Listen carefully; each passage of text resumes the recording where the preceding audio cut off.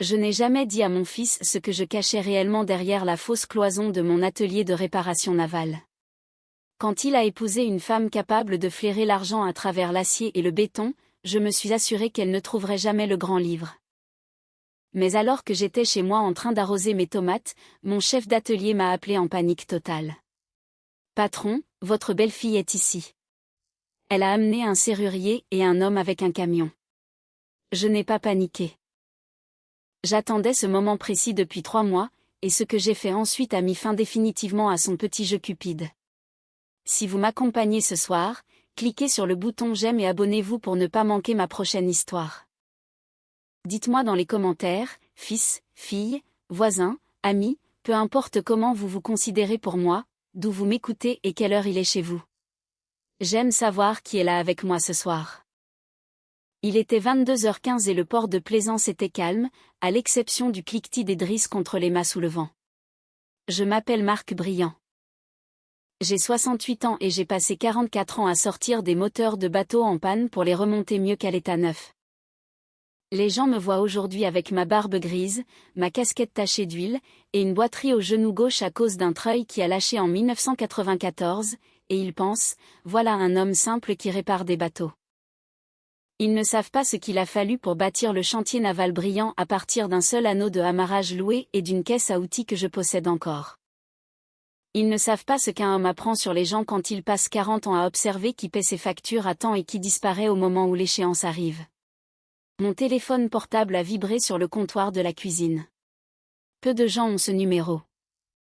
L'un d'eux est Raymond Delgado, 61 ans, un ancien officier de la gendarmerie maritime qui dirige mon atelier avec une loyauté totale depuis 18 ans.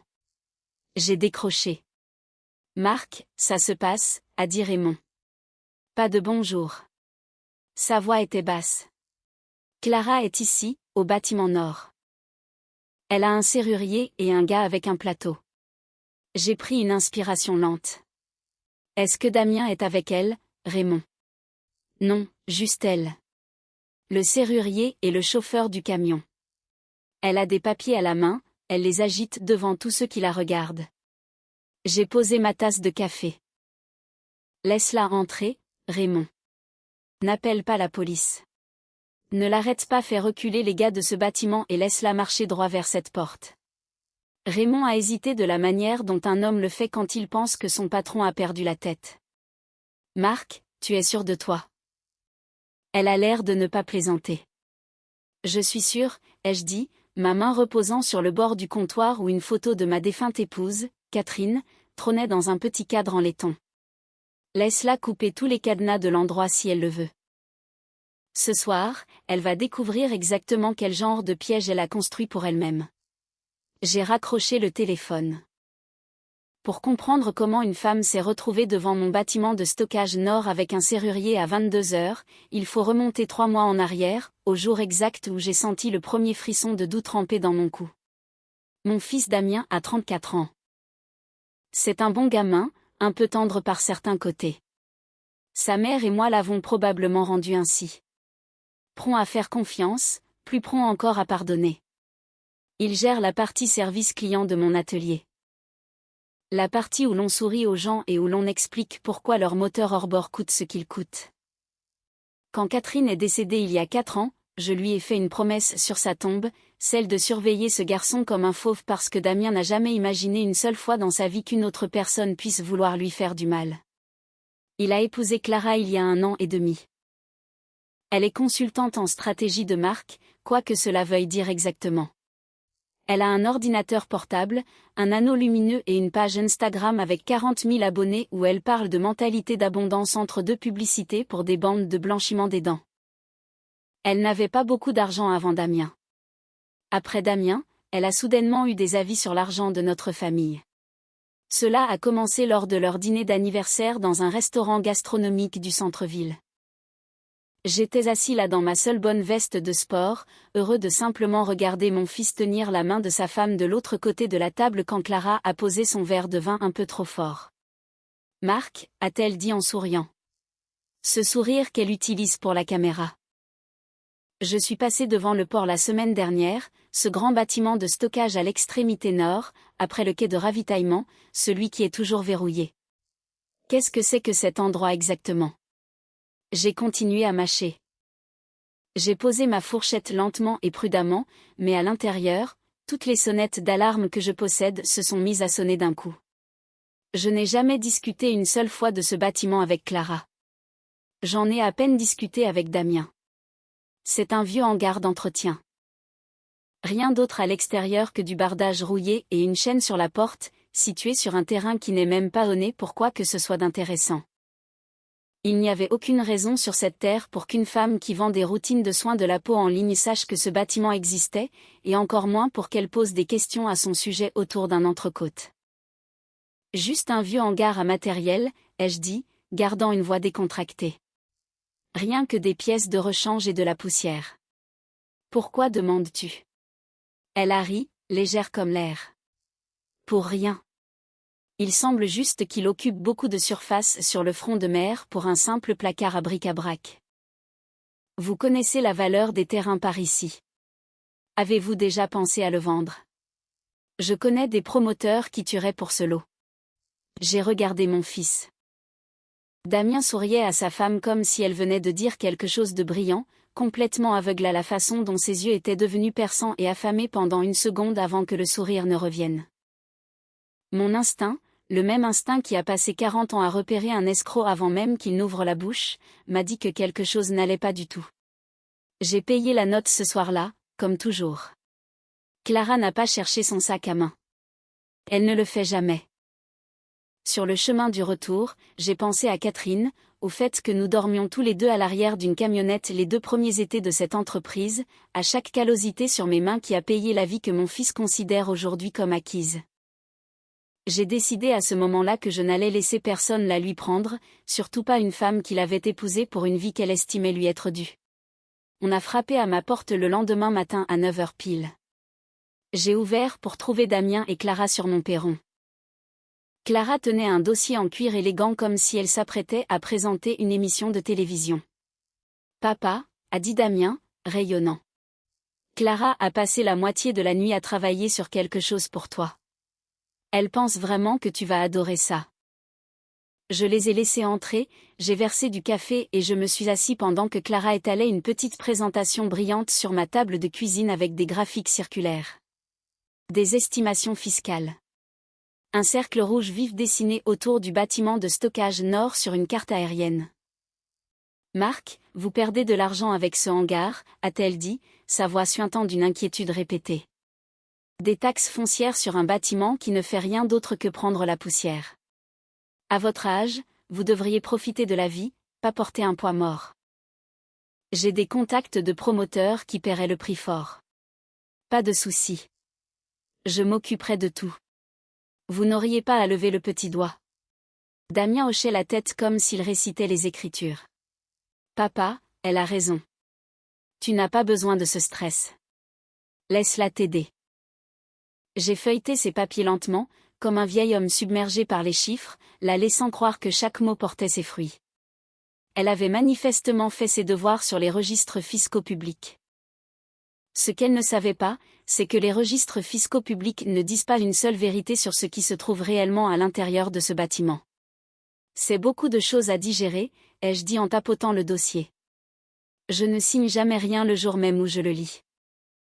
Laisse-moi réfléchir une semaine. Sa mâchoire s'est contractée à peine, la première fissure dans ce sourire prêt pour la caméra. Bien sûr, Marc. Rappelez-vous simplement que les opportunités comme celle-ci ne durent pas éternellement. En les raccompagnant, j'ai surpris son regard dérivé vers le placard du couloir où je garde un vieux classeur ignifugé. Elle l'a regardé 2 secondes de trop. 2 secondes, c'était tout ce dont j'avais besoin. J'ai passé ce dimanche matin assis avec mon café, fixant ce classeur, repassant en boucle l'avidité dans ses yeux. Les hommes et les femmes comme Clara ne peuvent pas cacher leur cupidité une fois qu'elle a été nourrie. J'ai décidé que je n'allais l'accuser de rien. Si je l'affrontais directement, Damien la défendrait de tout son cœur, et je deviendrais le vieux père amer essayant de ruiner le mariage de son fils. Je devais la laisser penser qu'elle gagnait. Je devais nourrir sa cupidité jusqu'à ce qu'elle la rende assez imprudente pour montrer à Damien exactement qui elle était de sa propre bouche, avec ses propres mots. J'ai appelé Raymond cet après-midi-là. J'ai besoin que tu sortes les vieux papiers de bail du bâtiment Nord, lui ai-je dit. Des copies uniquement, les pages de couverture, mon nom en tant que propriétaire, les numéros fiscaux. Oublie tout ce qui concerne le contrat de l'autorité portuaire. Fais en sorte que ça ressemble à un simple hangar de stockage vide. On tend un piège, patron, a demandé Raymond. On prépare l'appât, ai-je répondu. 2 semaines de silence ont suivi. J'ai ignoré ses messages, esquivé ses appels, la laissant mijoter dans sa propre impatience. La fissure est finalement apparue un mardi matin devant le petit magasin d'articles de pêche de Damien en ville, la seule chose qui lui appartient entièrement, qu'il a construite lui-même avec l'argent qu'il a économisé pendant 3 ans. Je m'approchais avec son café préféré quand j'ai vu une dépanneuse reculer contre sa camionnette de livraison. Le bras hydraulique était déjà en train de la soulever du pavé. Damien se tenait sur le trottoir, pâle, tenant son téléphone pendant qu'un homme avec un porte-bloc le regardait sans l'ombre d'une sympathie. « Papa » a dit Damien quand il m'a vu, sa voix tremblante. « Ils disent que nous avons manqué 3 paiements de location pour la camionnette. C'est impossible. Clara gère le compte de l'entreprise. Elle a mis en place le prélèvement automatique il y a des mois. » Je me suis tournée vers le chauffeur. « Il doit y avoir une erreur ici, l'ami. » Il n'a même pas levé les yeux. L'ordre de saisie est tombé hier. 90 jours de retard. Ce n'est pas mon problème, l'ami. Je cherchais mon chéquier quand des pneus ont crissé derrière nous. La berline de location de Clara a fait une embardée dans le parking et elle a couru vers nous. Les cheveux en bataille. Le mascara étalé. Rien à voir avec la femme qui fait des vidéos de soins de la peau de 12 minutes pour gagner sa vie. « Arrêtez tout de suite » a-t-elle crié au chauffeur. « C'est une erreur bancaire. Posez ce véhicule immédiatement. » Le chauffeur a croisé les bras. « Le compte est vide, madame. » Les paiements ont été rejetés. J'ai regardé ses mains trembler pendant qu'elle composait son numéro, faisant des petits cercles serrés, sifflant au téléphone à propos d'un blocage de sécurité et d'une alerte à la fraude. 10 minutes frénétiques plus tard, elle a tendu le téléphone au chauffeur, et quelle que soit la voix à l'autre bout, elle lui a acheté 30 jours. La camionnette est redescendue. Damien l'a serrée dans ses bras, soulagé, lui disant de ne pas s'inquiéter. Mais par-dessus l'épaule de Damien, pendant une seule seconde, son masque a glissé complètement. Et ce que j'ai vu me regarder en retour n'était pas de l'embarras. C'était de la peur. Une peur réelle et glaciale. Les femmes qui dirigent des entreprises de conseil en images à 6 chiffres ne voient pas la camionnette de livraison de leur mari saisie à cause d'un bug. Elles ne font pas les 100 pas dans une ruelle en tremblant comme une toxicomane attendant sa prochaine dose. Mon instinct, déjà méfiant, s'est transformé en une quasi-certitude. Clara se noyait dans les dettes, et elle vidait discrètement le magasin de Damien pour garder la tête hors de l'eau, tout en chassant un plus gros coup pour se renflouer complètement. Ce plus gros coup, je le comprenais maintenant, c'était mon bâtiment de stockage Nord. Ce vendredi-là, ils se sont présentés à ma porte avec des sacs de voyage, prétendant qu'une canalisation éclatée avait inondé leur appartement. Je savais ce qu'il en était. Une femme aussi désespérée ne s'installe pas dans la chambre d'amis de son beau-père pour une canalisation pétée. Elle va à l'hôtel et laisse l'assurance s'en charger, mais j'ai souri et je leur ai donné la chambre quand même parce que j'avais besoin qu'elle soit proche. Je n'ai pas dormi cette nuit-là. À exactement 2h02 du matin, j'ai entendu la 3e marche en partant du bas gémir comme elle le fait toujours. Je suis restée immobile dans le noir et j'ai écouté les pas légers traverser le couloir du rez-de-chaussée vers mon bureau. À travers la fente de la porte, j'ai regardé Clara agenouillée devant mon classeur. Une petite lampe torche entre les dents, travaillant la serrure avec un mince crochet métallique comme si elle l'avait appris dans une vidéo en ligne. Ce n'était pas une professionnelle. C'était une femme désespérée qui n'avait plus d'option patiente.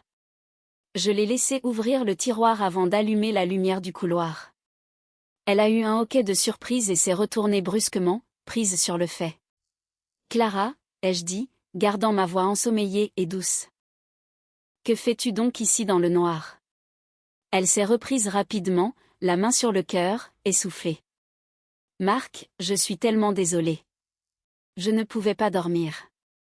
Je cherchais de l'eau et je me suis trompée de sens dans le couloir. La cuisine est de l'autre côté, ai-je dit gentiment. Laisse-moi te montrer. Quand elle est remontée se coucher, j'ai vérifié le tiroir. Elle avait trouvé le dossier avec mes titres de propriété, et dans sa panique pour tout refermer, elle l'avait laissé dépasser juste assez pour me dire exactement ce qu'elle cherchait. Le lendemain matin, j'ai engagé Marc Lefebvre, un enquêteur privé que j'avais utilisé 2 fois auparavant dans ma vie. Les 2 fois quand j'avais besoin de la vérité sur quelqu'un rapidement. 3 jours plus tard, il s'est glissé dans le box en face de moi au café près du port avec un dossier épais et des yeux fatigués. « Tu avais raison d'être méfiant, Marc, a-t-il dit. Le business de conseil de Clara n'est que du vent. Elle a eu exactement 2 clients payants l'année dernière. Tout ce que tu vois en ligne est mis en scène pour les abonnés, et les abonnés sont le produit à qui elle vend des cours sur la liberté financière alors qu'elle n'a rien elle-même. Comment paie-t-elle la voiture, les vêtements, le crédit? Marc Lefebvre a dit qu'elle était endettée jusqu'au cou. Et il y a 2 ans, elle a mis presque tout, plus une grosse partie de l'argent de la famille, dans une plateforme de trading en ligne qui s'est avérée être une arnaque. Elle a presque tout perdu en un week-end. Quand les banques l'ont coupée, elle est allée chercher de l'argent privé. Elle doit actuellement un peu moins de 180 000 € à un homme nommé Salva, qui ne dirige pas une banque, Marc. Il dirige un genre d'entreprise très différent du côté de la ville. Mon estomac s'est glacé. Il y a plus, a dit l'enquêteur en faisant glisser une autre page. Elle pioche dans le compte du magasin de Damien depuis plus de 10 mois. Des petites sommes déguisées en commandes de fournitures. C'est pour ça que la camionnette a été saisie. Ses paiements de location ont été rejetés parce qu'elle envoyait cet argent ailleurs. D'ici la fin de la saison, si ça continue, le magasin ferme. Je suis resté assis là, ressentant le même calme froid et concentré que je ressentais autrefois devant un moteur cassé, sachant exactement quel boulon desserrer en premier. Elle avait mis en péril le travail de toute la vie de mon fils, mis des agents de recouvrement à sa porte, et lui avait menti en face chaque jour pendant qu'elle le faisait. C'était une ligne qui ne pouvait pas être franchie en arrière. « Tu veux que je signale ça ?» a demandé l'enquêteur. J'ai un contact à la brigade financière. J'ai secoué la tête.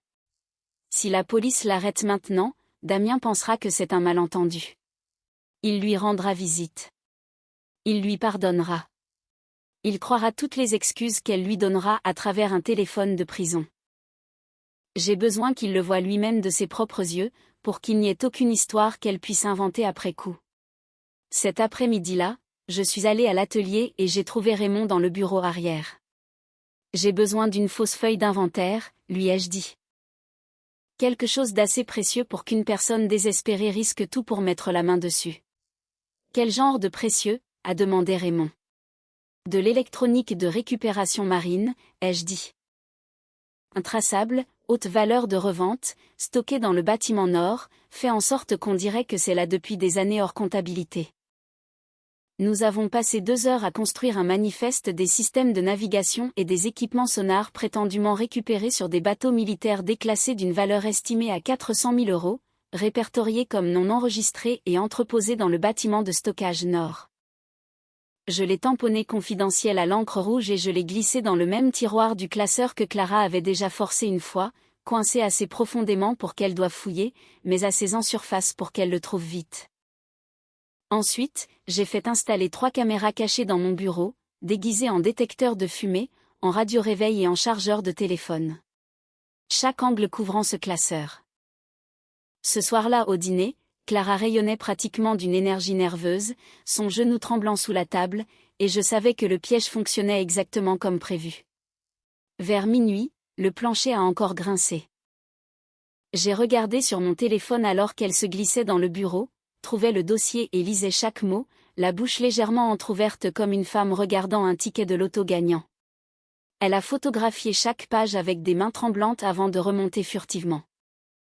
Le lendemain matin, j'ai glissé un petit dispositif d'écoute dans la doublure de son sac à main pendant qu'elle prenait sa douche. Je me suis dit que c'était le seul moyen qui restait pour protéger mon fils. Vers l'après-midi, assis dans ma camionnette à 2 pâtés de maison de là, je l'ai entendu passer l'appel. Salva, écoute-moi, a-t-elle dit, sa voix montant dans un registre que je ne lui connaissais pas. J'ai trouvé quelque chose de plus gros, bien plus gros que l'argent du magasin. Il y a un hangar, le bâtiment de stockage de mon beau-père. Il est plein d'électronique marine de récupération. Il doit y en avoir pour 400 000 € là-dedans, totalement hors livre. Pas de déclaration d'assurance.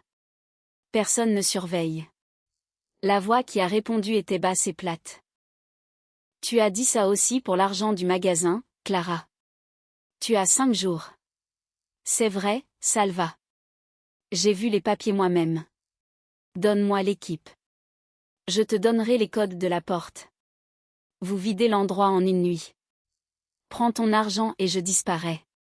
Et ton mari, a demandé la voix. Elle n'a pas hésité, pas même une seconde. Il ne saura jamais que c'était moi. Laisse-le penser que c'était un hasard. Je ne vais pas rester dans ce pétrin de toute façon. Une fois que ce sera réglé, j'en ai fini avec lui et toute cette triste petite ville portuaire. J'étais assis dans mon camion, sentant quelque chose dans ma poitrine devenir froid et immobile. Elle ne volait pas seulement dans le hangar d'un vieil homme. Elle était prête à laisser des hommes armés s'introduire dans un bâtiment portant le nom de son propre mari sur la licence commerciale et à s'évanouir après sans une pensée pour ce qui arriverait à Damien. Une fois la poussière retombée, j'ai cessé de ressentir la moindre pitié pour elle à cet instant précis. Ce qu'elle et ses hommes de main ne savaient pas, c'est que le bâtiment de stockage Nord ne contenait plus de pièces de rechange depuis 5 ans. Il y a 3 ans, les autorités maritimes m'ont approché discrètement à propos d'un terrain dont elles avaient besoin. Un front de mer isolé, facile d'accès pour les barges, facile à sécuriser. Je leur ai loué le bâtiment Nord et l'hectare qui l'entoure pour servir de site de transit sécurisé pour l'épreuve et l'équipement des opérations fédérales de lutte contre la drogue le long de la côte. De l'extérieur, cela ressemble toujours à un hangar de stockage rouillé que je n'ai jamais pris la peine de réparer. C'est exactement le but. À l'intérieur, il est câblé avec des capteurs de mouvement, des alarmes silencieuses reliées directement aux garde-côtes et au centre de commandement de la force d'intervention. Et il y a un détachement armé sur place 24 heures sur 24 parce que parfois, ce qui y est stocké pendant la nuit constitue des preuves dans des affaires fédérales en cours. Je lui ai donné exactement les 5 jours que son créancier exigeait. Pendant ce temps, j'ai emmené Damien près de l'ancien parterre de fleurs de sa mère un soir, lui disant que j'avais quelque chose à elle à lui montrer. Il n'a pas discuté. Il ne le fait jamais avec moi.